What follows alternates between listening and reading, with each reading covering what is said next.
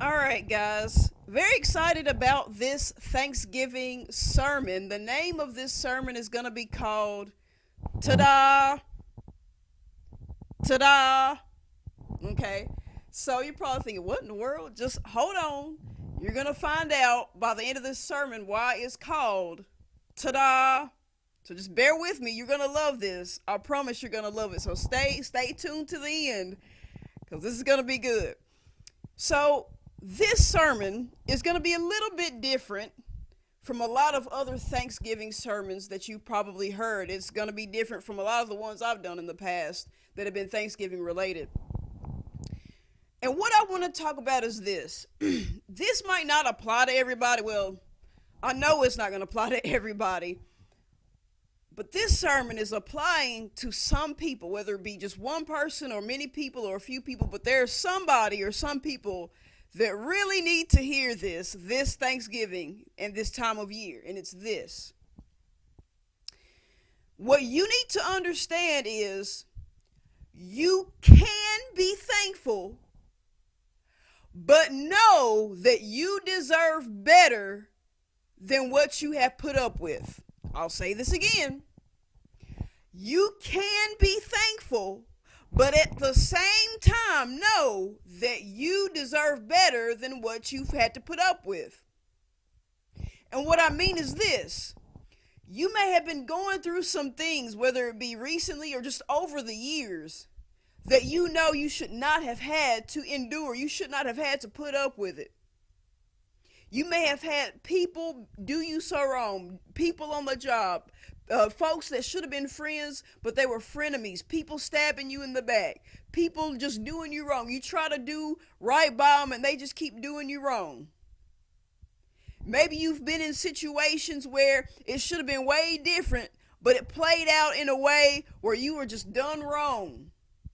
You have put up with some things. You may have been a doormat for some people. You have tried to be a good Christian to some people, and you have tried to show your thanks and appreciation. But when it was time for other people to show their thanks and appreciation to you, they just pushed you off to the side. They had it in their hearts to use you. They were blessed by you, by your presence, by the nice things that you did and said, by the work and effort that you put in. But when it became convenient for them to push you aside rather than be good to you or bless you back, that's what they did. They pushed you to the side, they ignored you, they purposely did things to hurt you, to wound you, to scar you, and they wrote you off. And they would rather get together and talk about you and laugh at you than to do right by you. And they would rather do anything than to come face to face and apologize to you. They may even try to make themselves look good by getting on social media and saying stuff like, well, if there's anybody out there that I may have hurt, and if I did something wrong, I just want to put it out there that I apologize, and I know I'm not a perfect person, and I know we all make mistakes. So they'll do all that nonsense.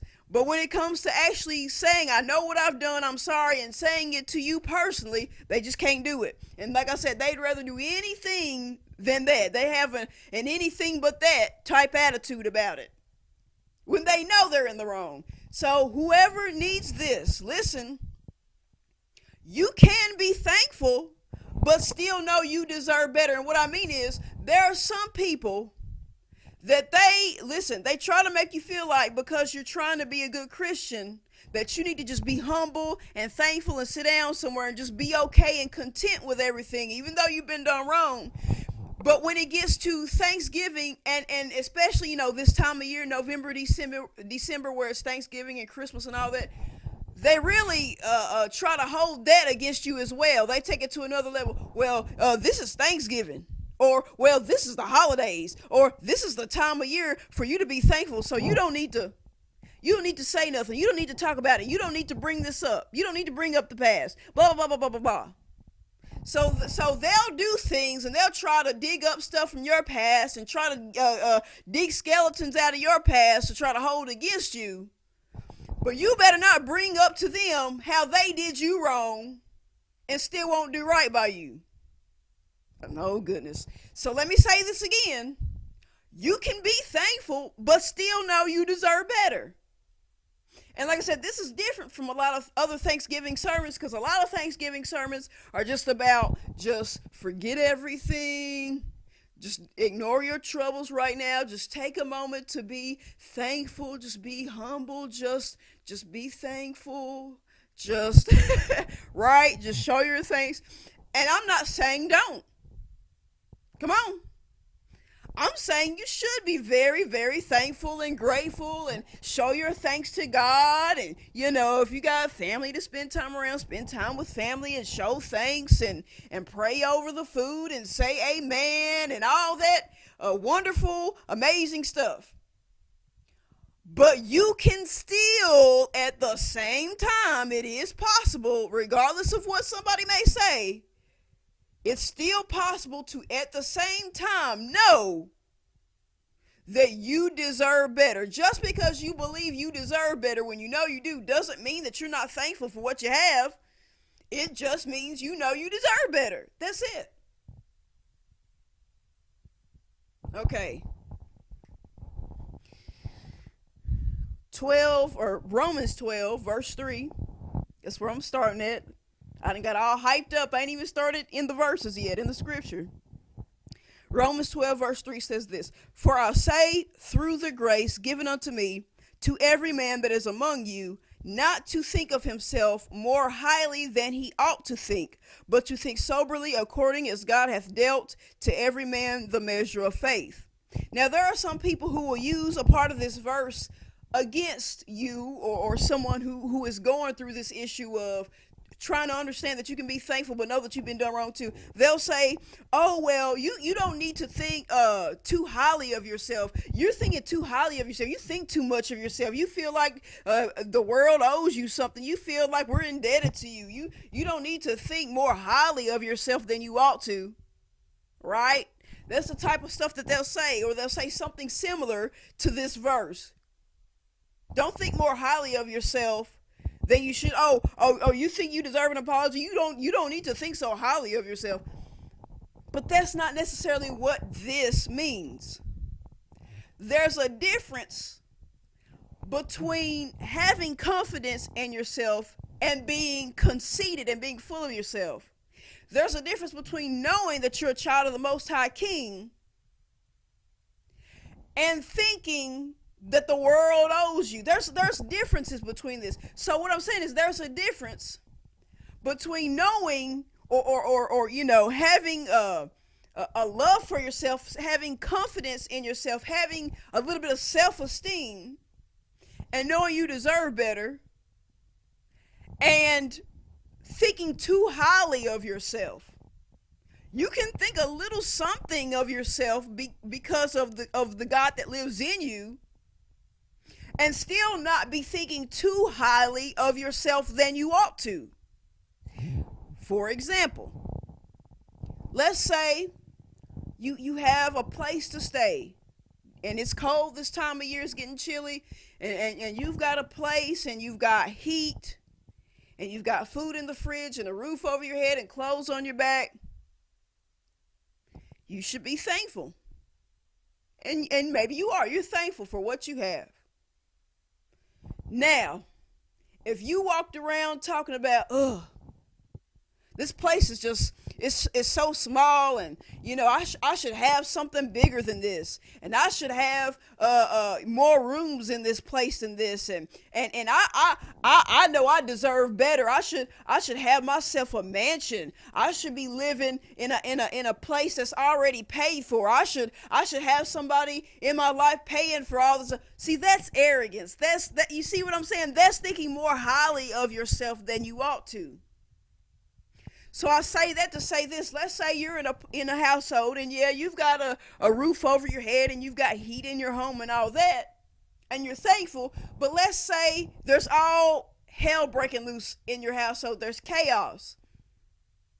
Let's say there's a domestic abuse where the parents are always fighting, or there's child abuse where the children are being beaten, or there's child neglect where the children are not being taken care of. Not that there's not food in the fridge, but maybe they're not allowed to eat for so many days at a time, or they're being kept locked up in their room, and all people want to do is yell and scream and cuss each other out and fight, and people are slamming doors and threatening to stab each other and putting guns in people's faces, and you got all this chaos around you all the time, and you think, man, I can't deal with this.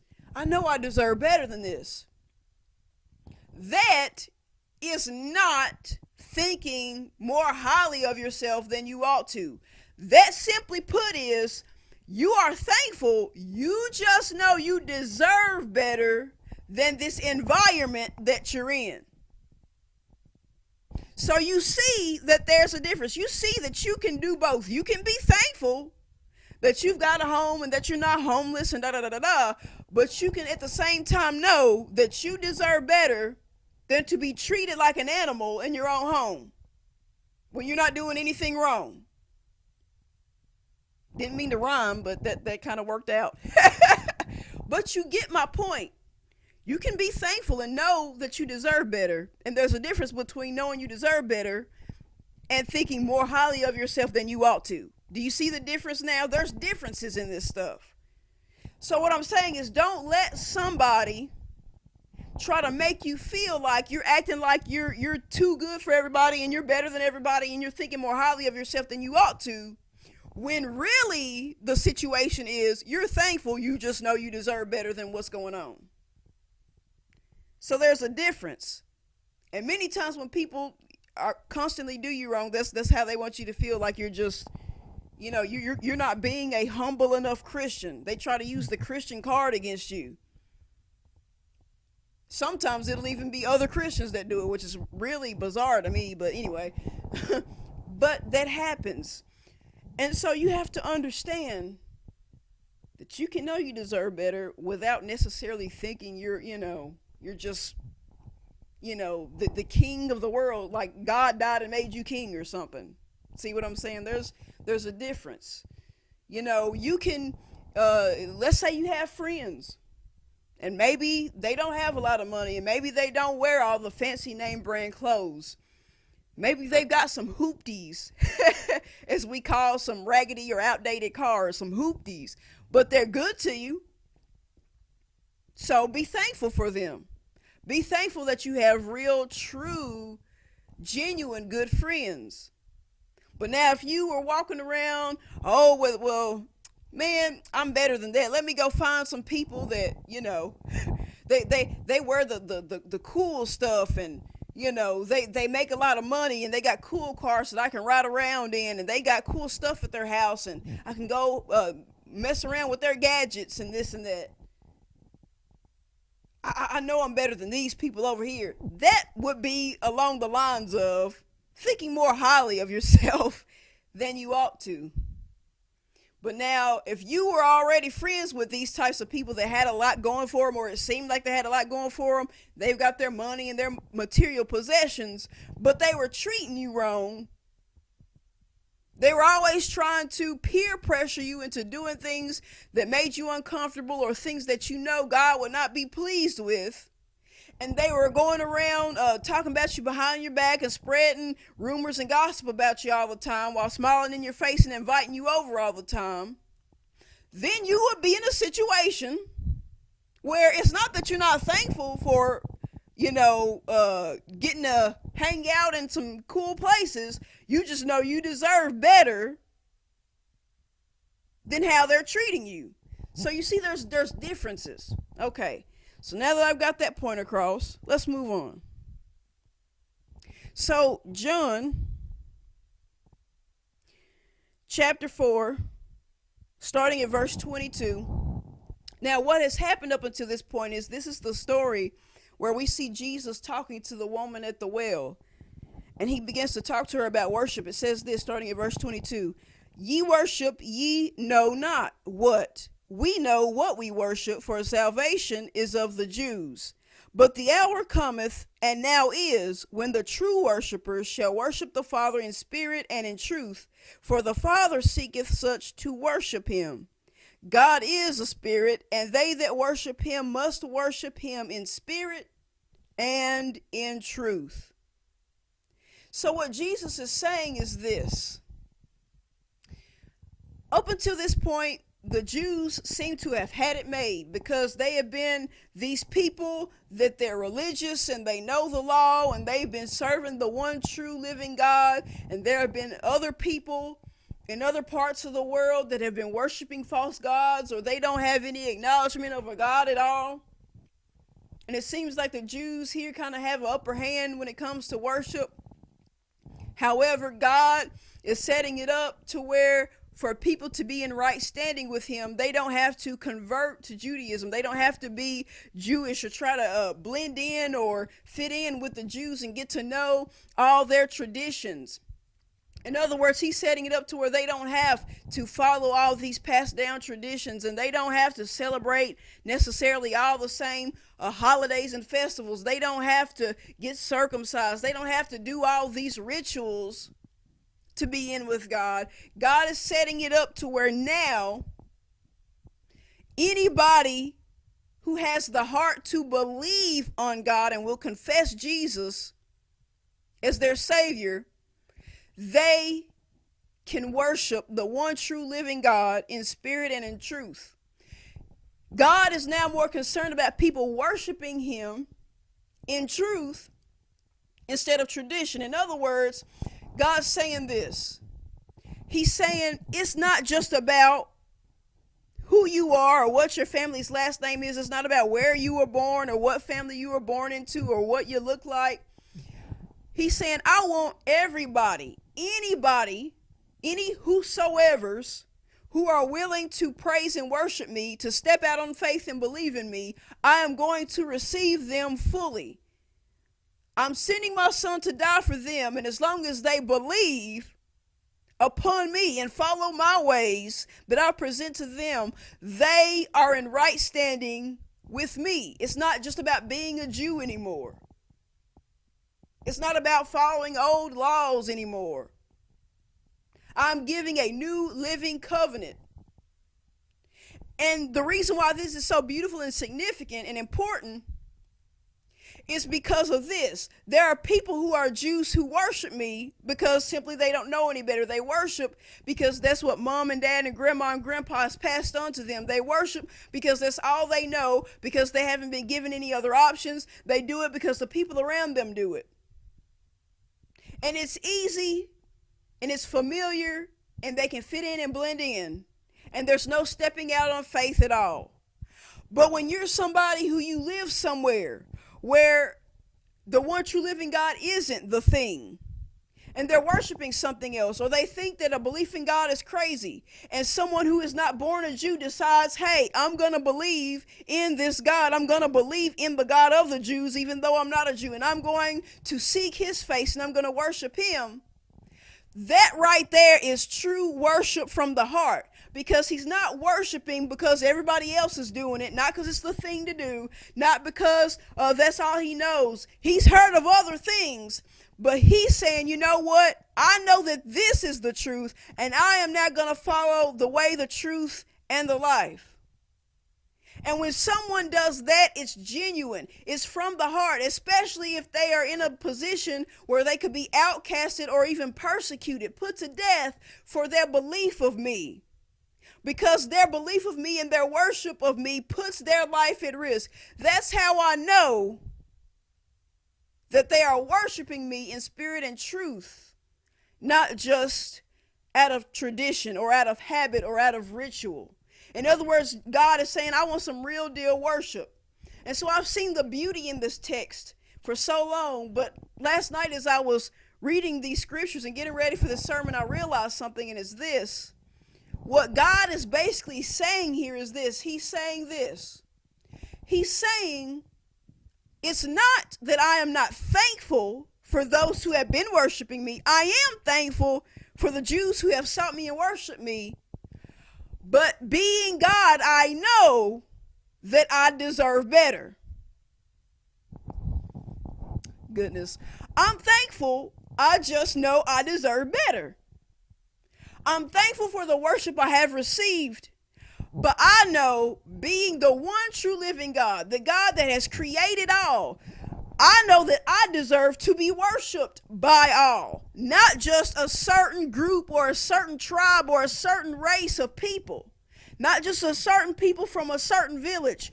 I know I deserve to be worshiped by all creation. I know I deserve for people to not have limitations on their worship for me. So I'm going to open the door up and make it super easy.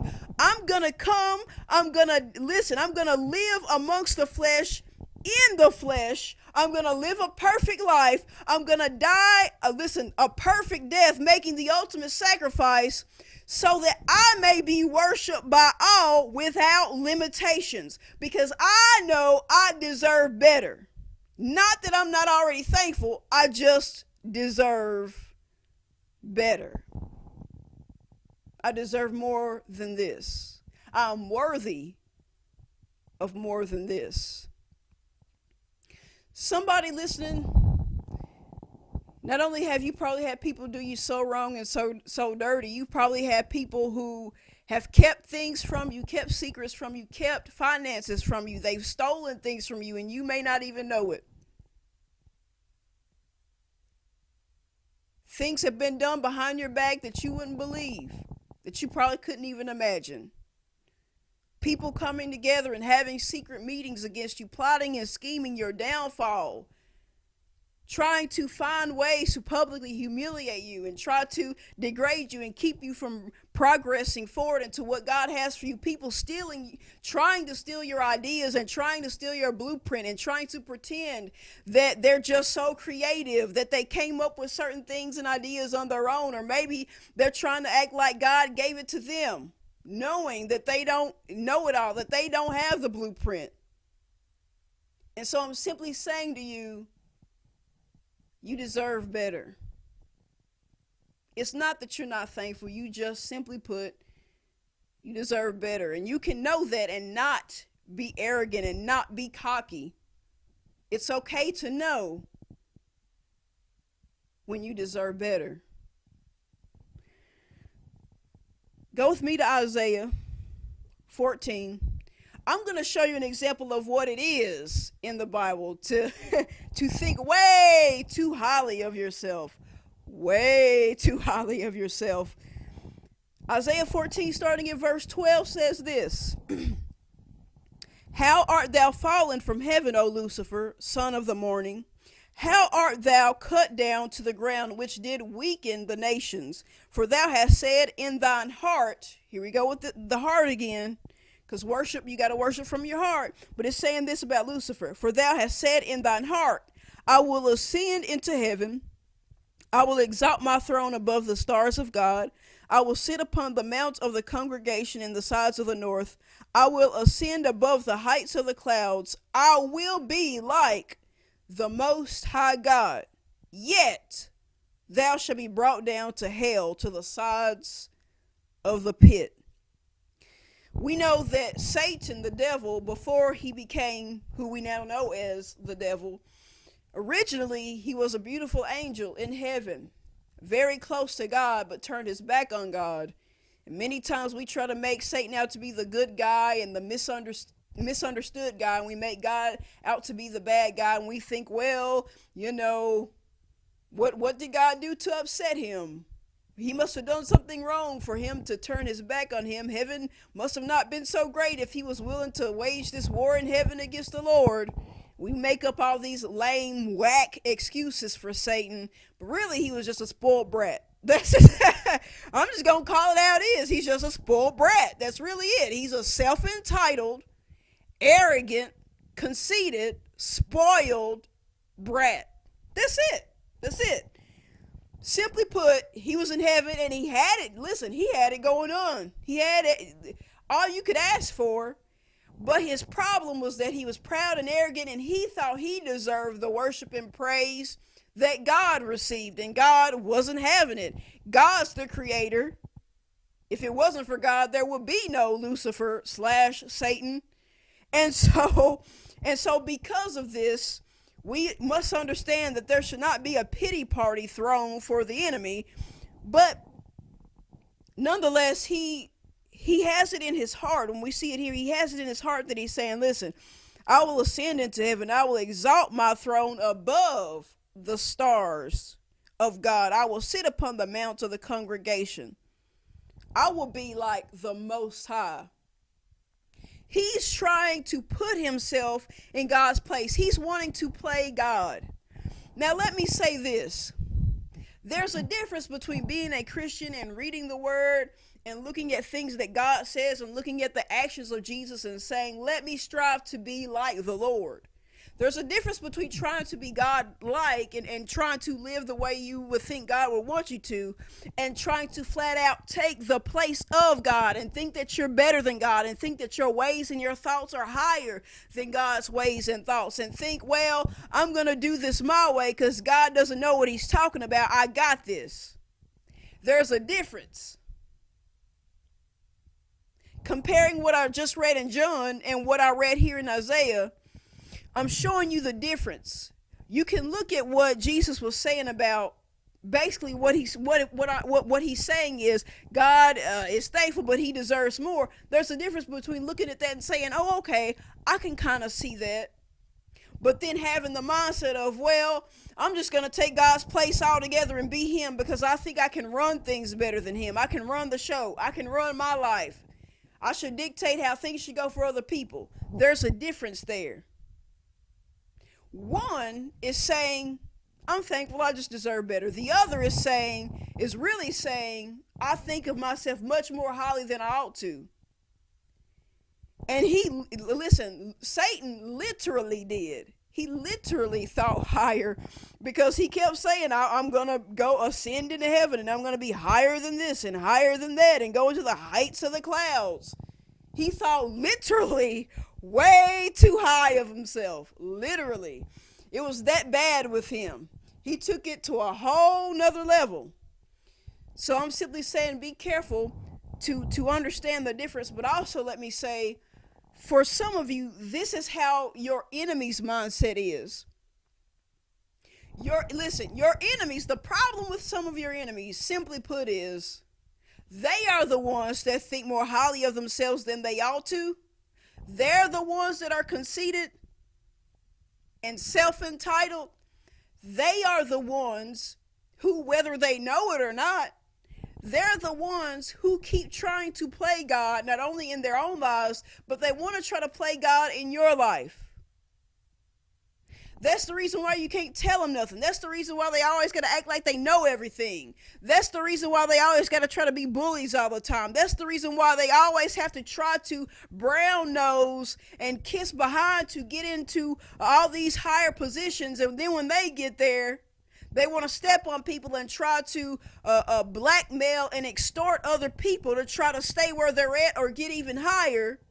And all they know to do is to plot and scheme and be sneaky to try to hold everyone else down and try to make other people feel so undeserving when really they don't deserve to be where they are because they didn't earn it. So you've got to understand the differences and understand that sometimes the things that people do when they point at you and say it, really, they should be pointing at themselves and saying the same thing. But it's a little thing that I've talked about before in sermons. It's a little thing called projection. Taking things about that's truly about themselves and trying to project it onto you. Taking what's really about them and trying to put it on you and amplify it. Make it bigger. To cover up what they've got going on. To make you look like the bad guy. To make you feel like you're less of a Christian and you're not thankful enough and nice enough and humble enough because you don't tolerate nonsense. So understand the differences. Real quick, Proverbs 18, verse 21, a very popular verse. It says this: death and life are in the power of the tongue, and they that love it shall eat the fruit thereof. We hear this quoted, the first half of this quoted a lot. There's power in the tongue. There's life and death in the tongue. So you should speak what you're believing for into existence. We hear this a lot. So you hear people, they'll say, they'll tell you, say, I have good health. By the stripes of Jesus, I am healed. I am the head and not the tail. I'm the lender, not the borrower. I'm blessed in the city, blessed in the field, blessed everywhere I go. And then they'll say, okay, faith, go out and get my car. Faith, go out and get my home. Faith, go out and get my spouse. So we get taught a lot in Christianity and in the church to speak into existence what you're believing for, which, I agree, I get it, it's accurate. Speaking things into existence, speaking life into your situation is another accurate way of putting it. Speaking life. But knowing that you can at times curse your own self by speaking down to yourself and acting or believing like you don't deserve any good thing, that you're just terrible and that you're just, in other words, don't have such a low self-esteem that you can't believe any good thing for yourself. That you believe that God doesn't care about you. But speak life, speak life, speak life.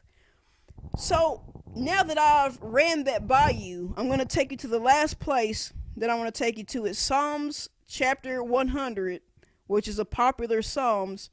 But I just want to share some things that I've noticed.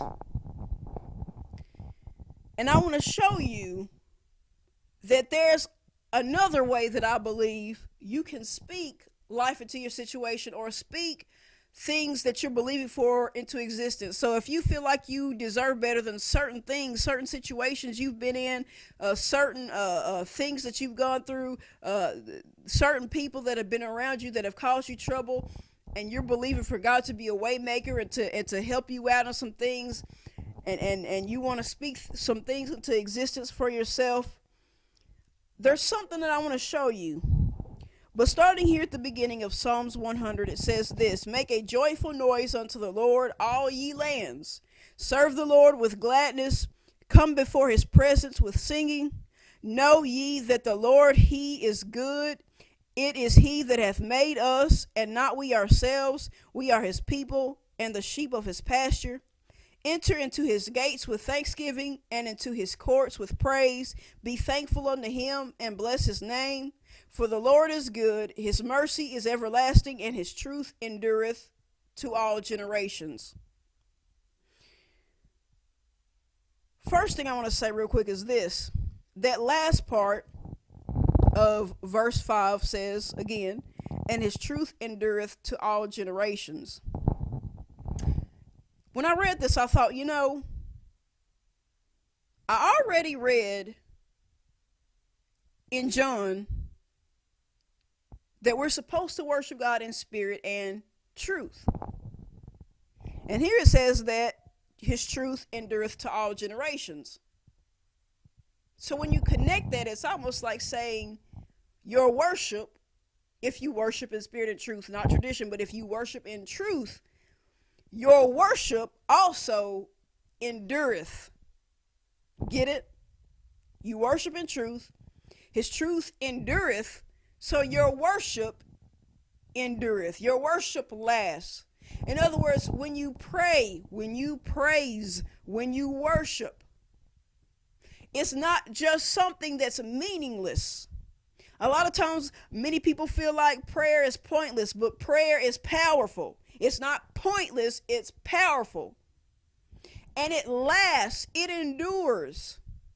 In other words, when you are someone who serves God with your heart, listen, he remembers your prayers. He remembers things that you prayed for a long time ago. Your worship endures. And if you think about it, it ties back to a sermon I not too long ago did, where I was talking about, be careful what you ask for, because you just might get it. You pray for something, and way later on down the line, when you least expect it, you get it.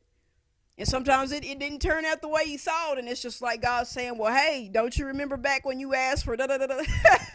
He remembered that. It lasted. It endures. It means something. So you're not wasting your time. But now here's the main point that I wanted to get to, and it's in verse 4. It says, at the beginning, enter into his gates with thanksgiving. And that's what this is. Today is Thanksgiving Day. Enter into his gates with thanksgiving. When you go back to see what the original Hebrew is, and let me say this, many times in sermons, in my sermons, or in other people's sermons when they preach, a lot of times when they want to break down a word to get the nitty gritty of what the meaning of a word is, they'll go back and research and look to see what the original Hebrew or Greek is that the word was translated from, and they'll see all the different definitions of what that word means. And so they focus on the meaning of the word more so than, what the actual word is, Greek or Hebrew word is. But what I want to look at is just the word that is translated from, just the word that thanksgiving is translated from in this particular verse. In this particular verse, thanksgiving, listen to this, it is translated from the Hebrew word Tadah. Oh goodness. Tadah, which sounds like when we say Tadah. What am I getting at here? Many times in TV shows and cartoons and stuff like that, in movies or in real life, of course, but we see this a lot on TV. If somebody wants to surprise someone with something that they didn't expect, what do they say? Ta-da! A lot of times they'll do the thing where they have their hand over somebody's eyes, or they'll get some type of like cloth or, handkerchief or head wrap or something, and they'll tie it around their eyes so they can't see, and they'll lead them into some room or someplace, and they'll open their eyes, or they'll, take the hand off their eyes or unwrap what's around their eyes, and they'll put their hands out and point at whatever it is they want them to see, and they go, ta-da! Or they'll hide something behind their back and bring it up to the person and go, ta-da! Right? Like, you didn't expect this. Surprise, right? What I'm simply saying is this. To present something to someone that they weren't expecting, or to surprise them with something, God's way of doing that is what many of us would call manifestation. Because a lot of times, y'all know what I'm talking about in Christianity, we'll say, we're waiting on the manifestation of what we're believing for. That's our way of saying it. When we're waiting for whatever blessing we're waiting on God for, we call it manifestation. We're waiting on the manifestation, and what we're saying is we're waiting on it to appear out of nowhere. We're believing we have it. We're just waiting to see it now.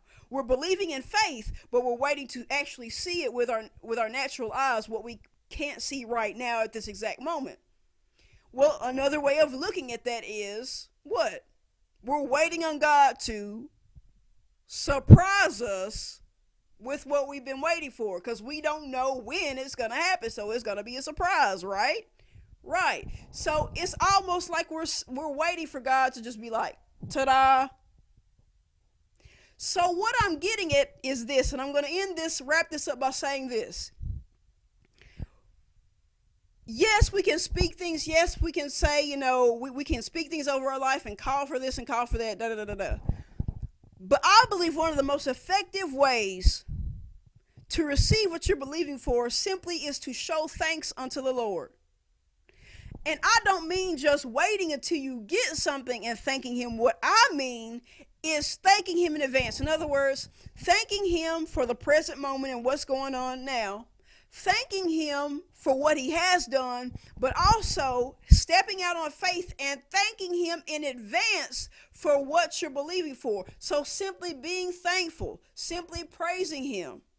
Regardless of what the situation looks like, regardless if it doesn't seem like your situation is going to change, and it seems like your enemies always seem to have some advantage over you. It always seems like you take a step forward and you got to deal with this person. You take a step over there and you got to deal with that person. And then it seems like certain people are working together against you, and they all just spread out and try to go to different locations and all just try to cause you trouble no matter where you go. Regardless of how it appears, Give thanks ahead of time. Continue to be thankful now, because just by you being thankful instead of just asking and begging, but if you just spend time thanking him, being thankful, it's your way of simply going, ta-da, ta-da, ta-da.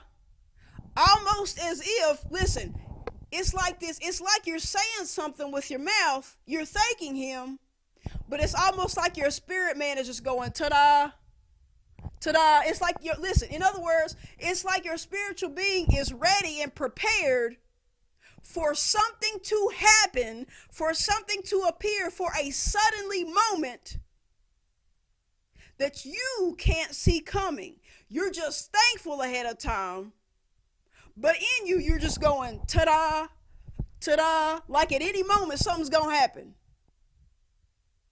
At any moment, something, your suddenly can happen. So with that said, I'll wrap this up by simply just saying, this Thanksgiving, simply put, be thankful. Don't spend so much time asking for things, begging God for things. He's heard you. Now, just show thanks. Just be thankful. Just chill out. Be still and know that he is God. Stand back, see the salvation of the Lord, all that good stuff. Stand back and eat the food. No. Enjoy the Thanksgiving dinner, especially if you didn't cook it. You really, really enjoy it. Just really show your thanks to the people for the food. Man, this sure is good. Man, this sure is good. Over exaggerate stuff being good, even if it's not that good. Just really be thankful. If you didn't make it, really go out of your way to show thanks. But just be thankful. Just have thankfulness in your heart. If people at the Thanksgiving table get into it, they argue, don't get in the drama. Just change the subject. Man, this sure is good. This right. This sure is good. This is so delicious. Just be so thankful. Be thankful. Be grateful. Even though you know there may be some things going on in your life where you deserve better, be thankful. Continue to know it. Don't deny it, but don't focus on it, is what I'm saying. Just be thankful. And as you continue to have a thankfulness in your heart and give thanks and praise to the Lord, really all you're doing is you're going, ta-da, ta-da, ta-da. Thank you for listening. Heavenly Father, I thank you for another time to minister another word. Lord, I pray that your people have an amazing Thanksgiving, that they enjoy their food, that they eat well, and that the food is nourishing to their bodies. Even if it's something that's probably not all that healthy, I'm just going to pray anyway, that miraculously it's nourishing to our bodies. And Lord, I just pray against the spirit of fat. No, I'm just kidding. I just pray that people will get together and have a good time, and that they would have thankfulness in their hearts, a thankfulness for what is going right in their lives, but also a thankfulness to you, regardless of what's going wrong in their lives. And Lord, I just give you all the praise, the glory, and the honor. In Jesus' mighty name I pray. Amen.